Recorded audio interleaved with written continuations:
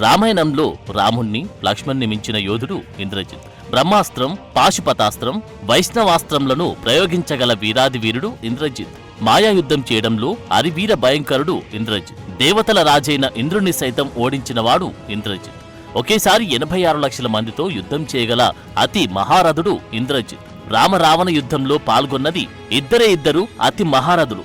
ఒకరు అంజనేయుడు కాగా రెండవ వారు ఇంద్రజిత్. అంజనేయుడు శివుని అంశతో జన్మించినవాడు కాబట్టి ఒకేసారి 86 లక్షల మందితో యుద్ధం చేయగల శక్తి ఉంటుంది. కాని ఇంద్రజిత్తు ఒక మామూలు రాక్షసుడిగా జన్మించి 86 లక్షల మందితో యుద్ధం చేయగల శక్తివంతుడిగా మారడం సామాన్య విషయం కాదు. చివరకు శ్రీరాముడు, లక్ష్మణుడు, రావణుడు, కుంభకర్ణుడు, సుగ్రీవుడు, జాంబవంతుడు, వాలి వంటి యోధులందరూ మహారథి అనే హోదాలో 7,80,000 మందితో ఒకేసారి యుద్ధం చేయగల సామర్థ్యం కలిగి ఉంటే వారికి 12 రెట్లు ఎక్కువ శక్తివంతుడిగా ఇంద్రజిత్తు ఉన్నాడంటే అతని సామర్థ్యం ఎలాంటిదో మనం అర్థం చేసుకోవచ్చు. ఇంద్రజిత్తు లంకాధీసురుడైన రావణాసురుడు అతని భార్య మండోదరి యొక్క పెద్ద కుమారుడు. ఇతను జన్మించినప్పుడు ఆ బాలుడి కేక ఉరుములా వినిపించినందున అతనికి మేఘనాథ అని పేరు పెట్టారు. అదే ఇంద్రజిత్ అసలు పేరు. మేఘనాథుడు పుట్టబోతున్నప్పుడు రావణుడు తన కొడుకును ప్రపంచంలో ఎవరూ ఓడించకూడదని కోరుకున్నాడు. అంతేకాక పుట్టబోయే బాలుడు గొప్ప యోధుడు, జ్ఞానవంతుడు కావాలని కోరుకున్నాడు. రావణాసురుడు గొప్ప జ్యోతిష్యుడు, అందుకే ఇతన్ని రావణ బ్రహ్మ అని కూడా అంటారు. ఇతను తన కొడుకుని అమరుడిగా చేయడానికి గ్రహాలను, నక్షత్రాలను ఆదేశించి అన్ని ఉచ్చస్థితిలో ఉండేలా చూశాడు. రావణుడికి భయపడిన అన్ని గ్రహాలు అతని జాతకంలో 11వ ఇంట్లోకి చేరిపోయాయి. కాని ఒక శని మాత్రం రావణుడి ఆదేశాలను ధిక్కరించి మేఘనాథ జాతకంలో 12వ ఇంట్లో స్థిరపడ్డాడు. దీంతో ఆగ్రహించిన రావణుడు శనిని నిందించాడు. శని స్థితి కారణంగా రామరావణ యుద్ధంలో మేఘనాథుడు లక్ష్మణుడి చేతిలో మరణించవలసి వచ్చింది. మేఘనాథుడు రాక్షసుల గురువైన శుక్రాచార్యుని వద్ద అనేక యుద్ధ విద్యలు నేర్చుకున్నాడు. ఇతని తెలివితేటలు చూసి అబ్బురపడిన శుక్రాచార్యుడు చిన్న వయసులోని పాశుపతాస్త్రం, బ్రహ్మాస్త్రం, అలాగే వైష్ణవాస్త్రం వంటి అనేక శక్తివంతమైన దివ్యాస్త్రాలను ప్రయోగించడం నేర్పించాడు. మేఘనాథుడు సులోచనను పెళ్లి చేసుకున్నాడు. ఈమె విష్ణుమూర్తి వాహనమైన శేషనాగుని కుమార్తె. అయితే తన కుమార్తె మేఘనాథుడిని పెళ్లి చేసుకోవడం ఇష్టం లేని శేషుడు కోపంతో ఎలాగైనా అతన్ని చంపాలని లక్ష్మణుడిగా జన్మించి మేఘనాథుణ్ణి సంహరించాడని కొంతమంది అభిప్రాయం. ఒకసారి దేవతలకు, రాక్షసులకు మధ్య జరిగిన దేవసుర యుద్ధంలో ఇతర దేవతలందరితో కలిసి దేవతల రాజైన ఇంద్రుడు రావణాసురుడిని బంధిస్తారు. తన తండ్రిని రక్షించడానికి మేఘనాథుడు అమరావతి మీద దండెత్తుతాడు.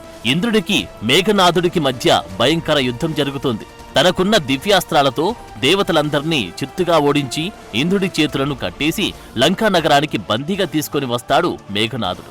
ఇంద్రుణ్ణి కొన్నాళ్లపాటు తన రాజభవనంలో బంధించి శారీరకంగా, మానసికంగా చాలా దారుణంగా హింసిస్తాడు రావణుడు. ఆ సమయంలో బ్రహ్మదేవుడు జోక్యం చేసుకుని ఇంద్రుణ్ణి విడుదల చేయమని మేఘనాథుణ్ణి కోరుతాడు. బ్రహ్మదేవుని మాటను మన్నించిన మేఘనాథుడు ఇంద్రుణ్ణి విడిచిపెట్టాడు. అందుకు సంతోషించిన బ్రహ్మ, నీవు ఇంద్రుణ్ణి జయించావు కాబట్టి ఈ రోజు నుండి ఇంద్రజిత్తుగా పిలువబడతావు అని చెప్పి ఏదైనా వరం కోరమనగా అప్పుడు ఇంద్రజిత్తు తనకు అమరత్వాన్ని ప్రసాదించమంటాడు. కాని బ్రహ్మ సంపూర్ణ అమరత్వం ప్రకృతి నియమానికి విరుద్ధమని చెప్పి బదులుగా అతనికి ప్రత్యంగిర లేదా నికుంభిల యజ్ఞం అంటే అగ్ని ఆరాధన మంత్రాన్ని ఉపదేశించి నీవు ఏ యుద్ధానికైనా వెళ్లే ముందు ఈ నికుంభిల యజ్ఞం చేస్తే యుద్ధంలో అజేయుడవైతావు. ఒకవేళ ఎవరైనా ఈ యజ్ఞానికి ఆటంకం కలిగిస్తే అతని చేతుల్లోనే నీవు చనిపోతావని, 14 సంవత్సరాల పాటు పగలు రాత్రి నిద్రపోని వ్యక్తి మాత్రమే ఈ యజ్ఞానికి ఆటంకం కలిగించగలడు అని చెప్పి ఇంద్రజిత్తుకు ఒక దివ్య రథాన్ని బహుమతిగా ఇచ్చి అదృశ్యమవుతాడు బ్రహ్మ. అయితే ఇక్కడ మనం ఆలోచించాల్సింది, చరిత్రలో ఎందరో రాక్షసులు ఇంద్రుణ్ణి ఓడించారు. కాని ఇతనికి మాత్రమే ఇంద్రజిత్తు అనే బిరుదు ఇవ్వబడిందంటే ఇంద్రుడు ఇతని చేతిలో ఎంత ఘోరంగా ఓడిపోయాడో ఇంద్రజిత్తు పరాక్రమం ఎలాంటిదో మనం అర్థం చేసుకోవాలి. ఆ తర్వాత ఇంద్రజిత్తు 7 రకాల యాగాలను ఆచరించి శివుడిని సంతృప్తిపరిచాడు. దీనికి సంతోషించిన మహాశివుడు ఒక ప్రత్యేక మాయాతామసీ శక్తులతో కూడిన వరం ఇస్తాడు. దీని ద్వారా అతను యుద్ధంలో ఒకచోట మాయమైపోయి మరోచోట ప్రత్యక్షమయ్యేవాడు. తనకు నచ్చిన రూపంలోకి మారిపోగల శక్తిని, అలాగే శత్రువుల కళ్లకు భ్రమ కల్పించి ఉన్నది లేనట్లు, లేనిది ఉన్నట్లుగా కనికట్టు చేసేవాడు. యుద్ధరంగంలో ఒకేసారి కొన్ని వేల మంది ఇంద్రజిత్తులు ఉన్నట్లుగా మాయోపాయం పన్నేవాడు. అంతేకాక అనేక రకాల క్షుద్ర విద్యలను, మాంత్రిక తంత్ర విద్యలను తన గురువైన శుక్రాచార్యుని దగ్గర నేర్చుకుని భూత ప్రేత పిశాచ గణాలను సైతం తన ఆధీనంలోకి తెచ్చుకున్నాడు. ఇలా దివ్యాస్త్రాలతో పాటు మాయోపాయ తాంత్రిక ప్రయోగాల్లో ఆరితేరి అతి భయంకర వీరుడిగా మారిపోయాడు ఇంద్రజిత్తు. తండ్రి రావణాసురుని సైతం మించిన యోధుడిగా తయారయ్యాడు. మొత్తం రామాయణ కాలంలో ఈ భూమి మీద ఇతన్ని మించిన తాంత్రిక విద్యలు తెలిసిన వారు ఎవరూ లేరంటే అతిశయోక్తి కాదు. ఇంద్రజిత్తుకు తన తండ్రి రావణుడంటే చాలా ఇష్టం. తండ్రి మాట జవదాటేవాడు కాదు. రావణుడు ఏ నిర్ణయం తీసుకున్నా దాన్ని మారు మాట్లాడకుండా అమలు చేసేవాడు. ఇటు రావణుడు కూడా తన కొడుకు ధైర్య సాహసాలకు ఎంతో పొంగిపోయేవాడు. ఒక కష్టమైన పనిని పూర్తి చేయవలసి వచ్చినప్పుడు దానిని నెరవేర్చమని ఇంద్రజిత్తుకు చెప్పేవాడు. కొడుకు తన పక్కన ఉన్నప్పుడు రావణుడు ఎంతో నిర్భయంగా ఉండేవాడు. ఇంద్రజిత్తు తన తల్లి మండోదరి పట్ల కూడా ఎంతో ప్రేమగా ఉండేవాడు. అంతేకాక ఇంద్రజిత్తుకు తన భార్య సులోచన అంటే చాలా ఇష్టం. ఆ కాలంలో ఎంతో మంది రాకుమారులు 5-6 పెళ్లిళ్లు చేసుకుంటున్నా ఇతను మాత్రం జీవితం చివరి వరకు ఏకపత్ని వృతుడుగానే ఉన్నాడు. సులోచనను తప్ప వేరే ఆడదాని వైపు కన్నెత్తి చూసేవాడు కాదు. కాలగమనంలో రావణాసురుడు సీతాదేవిని లంకానగరానికి అపహరించి తీసుకువస్తాడు. సీతాదేవిని వెతకడానికి శ్రీరాముడు ఆంజనేయుణ్ణి పంపగా హనుమంతుడు లంకను చేరి అశోక వాటికలో సీతమ్మను చూసి కోపంతో లంకా నగరాన్ని దహనం చేస్తాడు.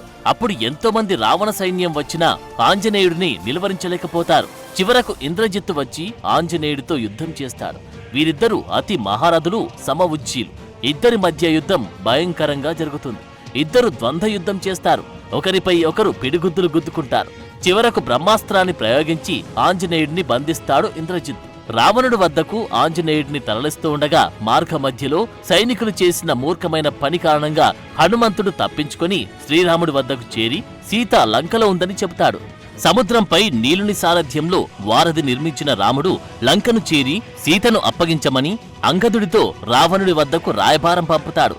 అప్పుడు రావణుడి సోదరుడైన విభీషణుడు యుద్ధం వద్దు, సీతను రాముడికి అప్పగించి శరణు కోరమని రావణుడికి చెప్పగా విభీషణ్ణి తిట్టి లంకానగరం నుండి వెలివేస్తాడు రావణుడు. యుద్ధం అనివార్యమవుతుంది. విభీషణుడు రాముడిని శరణు వేడుకొని సుగ్రీవుని సైన్యంలో చేరుతాడు. తండ్రి రావణుడి మాటను జవదాటని ఇంద్రజిత్తు తన రాక్షస సైన్యంతో రాముడిపై యుద్ధానికి దిగుతాడు.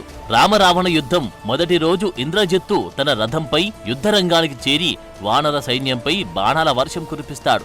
ఎంతో మంది వానర వీరులను దారుణంగా సంహరిస్తాడు. ఇంద్రజిత్తును అంగదుడు ఎదుర్కొంటాడు. వీరిద్దరి మధ్య భయంకర యుద్ధం జరుగుతోంది. అంగదుడు ఇంద్రజిత్తు రథంపైకి దూకి అతని గుర్రాలను, రథసారథిని చంపుతాడు. ఇంద్రజిత్తును కూడా చంపబోతాడు. అప్పుడు ఇంద్రజిత్తు మాయమైపోయి మేఘాల్లోకి వెళ్తాడు. అక్కడి నుండి అంగదుడిపై దివ్యాస్త్రాలు సంధించి అతన్ని తీవ్రంగా గాయపరుస్తాడు. తర్వాత రాముడు లక్ష్మణులతో యుద్ధం చేస్తాడు ఇంద్రజిత్తు. అప్పుడు మాయాసీతను సృష్టించి ఆమె గొంతు కోస్తాడు ఇంద్రజిత్తు.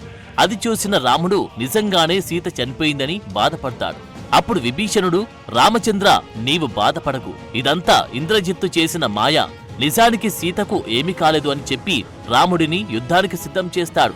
రాముడికి ఇంద్రజిత్తుకు మధ్య భయంకర యుద్ధం జరుగుతోంది. ఇద్దరూ ఒకరిపై ఒకరు అనేక దివ్యాస్త్రాలు సంధించుకుంటారు. ఇంద్రజిత్తు వేగం, నేర్పు చూసి శ్రీరాముడు సైతం ఆశ్చర్యపోతాడు. ఇంద్రజిత్తు కొద్దిసేపు భూమి మీద యుద్ధం చేస్తాడు. వెంటనే మాయమయ్యి మేఘాల్లోకి వెళ్లి అక్కడి నుండి ఆయుధాలు ప్రయోగిస్తాడు. క్షణానికి మాయమైపోతూ యుద్ధరంగమంతా తిరుగుతూ వానర సైన్యంపై బాణవర్షం కురిపిస్తాడు. శక్తివంతమైన నాగాస్త్రంతో రామ లక్ష్మణులను వివశులను చేస్తాడు. తర్వాత వారి దేహంపై ప్రతి అంగుళాన్ని అనేక బాణాలతో తీవ్రంగా గాయపరుస్తాడు. ఆ తర్వాత వానర సేనపై శక్తివంతమైన బాణాలతో దాడి చేస్తాడు. వానర వీరులందరూ ఇంద్రజిత్తు బాణాలతో భయపడి యుద్ధరంగం వదిలి ఆహాకారాలు చేస్తూ పరుగులు తీస్తారు. ఆ నాగాస్త్ర బంధాలను తప్పుకోవడం ఎవరి వల్ల కాదని విజయ గర్వంతో ఇంద్రజిత్తు తన తండ్రి రావణుడి వద్దకు వెళ్లి తాను రామలక్ష్మణులను చంపి వానర సేనను నిర్వీర్యం చేశానని చెబుతాడు.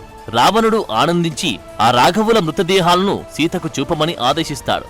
పుష్పక విమానంపై సీతను తెచ్చి ఆ దృశ్యం చూపగా ఆమె విలిపించసాగింది. రామలక్ష్మణులు కేవలం స్పృహ తప్పారని, త్వరలో కోలుకుంటారని చెప్పి త్రిజట సీతను ఊరడిస్తుంది. భయభీతులైన వానరులంతా రామలక్ష్మణుల చుట్టూ కూర్చొని దుఃఖించసాగారు. ఆ తర్వాత అక్కడకు గరుత్మంతుడు తన రెక్కలతో మహాప్రభంజనంలా వస్తాడు. గరుత్మంతుడు తన 2 చేతులతో రామలక్ష్మణుల శరీరాన్నంతా నిమురుతాడు. వెంటనే వారి గాయాలు మాయమై వారికి మునుపటి కంటే ఎక్కువ తేజస్సు, బలం సమకూర్తాయి. వారిని కౌగలించుకున్న గరుత్మంతుడు, రామా, నువ్వు లంకను నాశనం చేసి రావణుని చంపి సీతను పొందడం తథ్యమని చెప్పి రామలక్ష్మణులకు ప్రదక్షిణం చేసి ఆకాశానికి ఎగిరిపోతాడు. రామలక్ష్మణులు ఇద్దరూ రక్షించబడ్డారని తెలుసుకున్న ఇంద్రజిత్తు ఈరోజు ఎలాగైనా వారిద్దరిలో ఒకరిని ఖచ్చితంగా చంపుతానని ప్రతిజ్ఞ చేస్తాడు. యుద్ధం ప్రారంభమవగానే అతను సుగ్రీవుని సైన్యాన్ని నాశనం చేయడానికి అనేక బాణాలను ప్రయోగిస్తాడు. అప్పుడు లక్ష్మణుడు అతన్ని ఎదుర్కొంటాడు. ఇంద్రజిత్తుకి లక్ష్మణుడికి మధ్య భయంకర యుద్ధం జరుగుతుంది. ఇద్దరూ ఒకరిపై ఒకరు అనేక దివ్యాస్త్రాలు సంధించుకుంటారు. ఇద్దరూ ఒకరికి ఒకరు తగ్గకుండా యుద్ధం చేస్తారు. ఇంద్రజిత్తు తన మంత్రశక్తులను ఉపయోగించి ఆకాశంలోకి మెరుపులా దూసుకుపోతాడు. లక్ష్మణుడి కంటికి కనిపించకుండా మాయ యుద్ధం చేస్తూ లక్ష్మణుడిపై అనేక బాణాలను ప్రయోగిస్తాడు. చివరగా ప్రంఘటిత శక్తిని ప్రయోగిస్తాడు. ఆ శక్తి దాటికి లక్ష్మణుడు యుద్ధరంగంలో నిలువునా కూలిపోతాడు. రేపటి సూర్యోదయం వరకు లక్ష్మణుడు తప్పక మరణిస్తాడని అనుకున్న ఇంద్రజిత్తు సింహదానం చేసి విజయోత్సవంతో లంకకి తిరిగి వెళ్తాడు. లక్ష్మణుడిని బ్రతికించడానికి జాంబవంతుడు హిమాలయ పర్వతం మధ్యలో ఉన్న ఔషధీ పర్వతం మీద ఉన్న మృత సంజీవని, విశల్యకరణి, సౌవర్ణకరణి, సంధానకరణి అని ఔషధాలను తీసుకురమ్మని హనుమంతుణ్ణి కోరతాడు. అప్పుడు ఆంజనేయుడు హిమాలయాకు లంఘించి అక్కడ ఏవి మృత సంజీవని మూలికలో అర్థం కాక ద్రోణగిరి పర్వతం మొత్తాన్ని పెకలించి రాత్రిపూట లంకకు తీసుకువచ్చి లక్ష్మణుణ్ణి బ్రతికిస్తాడు. లక్ష్మణుడు మళ్లీ బ్రతికాడని తెలుసుకున్న ఇంద్రజిత్తు అతన్ని చంపి యుద్ధరంగంలో తను అజేయుడిగా ఉండడానికి నికుంభిలా యాగం చేయడానికి వెళ్తాడు. అతని చుట్టూ రాక్షసులు వ్యూహం తీరి కవచంలా ఉంటారు. ఇంద్రజిత్తు చేసి నికుంభిల యాగానికి ఎవరు భంగం కలిగిస్తారో వారి చేతుల్లోనే ఇంద్రజిత్తుకు చావు రాసిపెట్టి ఉందని విభీషణుడు రాముడికి చెబుతాడు. రాముడి అనుజ్ఞ తీసుకొని లక్ష్మణుడు ఆయుధదారి అయి హనుమంతుని భుజాలపై ఆసీనుడై జాంబవంత, విభీషణ, అంగద మొదలగు వీర్లతో నికుంభిల వైపు వెళ్తాడు. అక్కడ వారు ఇంద్రజిత్తు చుట్టూ ఉన్న రాక్షసులతో భయంకర యుద్ధం చేసి వారందర్నీ చంపేస్తారు. ఇది తెలుసుకున్న ఇంద్రజిత్తు చేస్తున్న యాగం ఆపేసి గుడిలో నుండి బయటకు వచ్చి లక్ష్మణుని పక్కనే ఉన్న తన బాబాయి విభీషణుని చూసి కోపంతో ఊగిపోయిన ఇంద్రజిత్తు ఈ రాజద్రోహిని ఇప్పుడే చంపేస్తానంటూ విభీషణుడిపై యమ అస్త్రాన్ని ప్రయోగిస్తాడు. అప్పుడు లక్ష్మణుడు విభీషణుడిని రక్షిస్తాడు. లక్ష్మణుడు ఇంద్రజిత్తుపై అనేక బాణాలను సంధిస్తాడు. ఆ బాణాల దాటికి ఇంద్రజిత్తు తీవ్రంగా గాయపడతాడు. ఇంద్రజిత్తుకు మాయమైపోయే సమయం కూడా ఇవ్వకుండా లక్ష్మణుడు చాలా తెలివిగా అనేక దివ్యాస్త్రాలను సంధిస్తాడు. తీవ్రంగా గాయపడ్డ ఇంద్రజిత్తు తనకు చావు తప్పదని గ్రహించి చివరగా బ్రహ్మ యొక్క బ్రహ్మాస్త్రం, నారాయణుని వైష్ణవాస్త్రం, అలాగే శివుని పాశుపతాస్త్రం 3 అస్త్రాలను ఒకేసారి సంధించి ప్రయోగిస్తాడు. ఆ అస్త్రాలు అతి ప్రళయ భయంకర శబ్దం చేస్తూ లక్ష్మణుడి వైపు దూసుకువస్తాయి. అప్పుడు లక్ష్మణుడు వాటికి శిరస్సు వంచి నమస్కరించగా అవి అతన్ని ఏమి చేయకుండా అదృశ్యమైపోతాయి. ఆశ్చర్యపోయిన ఇంద్రజిత్తు లక్ష్మణుడు సాధారణ మానవుడు కాదని గ్రహిస్తాడు. అప్పుడు లక్ష్మణుడు మహేశ్వరాస్త్రాన్ని సంధించి ఇక్ష్వాకు వంశీయుడైన రాముడు ధర్మస్వరూపుడు సత్యవ్రతుడు అయితే ఈ మహేశ్వరాస్త్రం ఇంద్రజిత్తును వధించుగాక అని మంత్రసహితంగా ఆ అస్త్రాన్ని ప్రయోగిస్తాడు. అప్పుడు ఆ అస్త్రం ఇంద్రజిత్తు తలను తెంచి సంహరిస్తుంది. తన అనుమతి లేకుండా తన కుమార్తెను వివాహం చేసుకున్నందుకు ఇంద్రజిత్తుపై కోపంగా ఉన్న శేషుడు అతని చంపడానికి రాముడి సోదరుడు లక్ష్మణుడిగా అవతరించాడు. రాముడి వనవాస సమయంలో 14 సంవత్సరాలకు పైగా నిద్ర లేకుండా గడిపాడు. తద్వారా అతను ఇంద్రజిత్తును చంపే అర్హతను సాధించాడు. సో ఈ విధంగా అతిరథ మహారథుడైన ఇంద్రజిత్తు లక్ష్మణుడి చేతిలో మరణించాడు. For more videos like this, subscribe Big TV channel.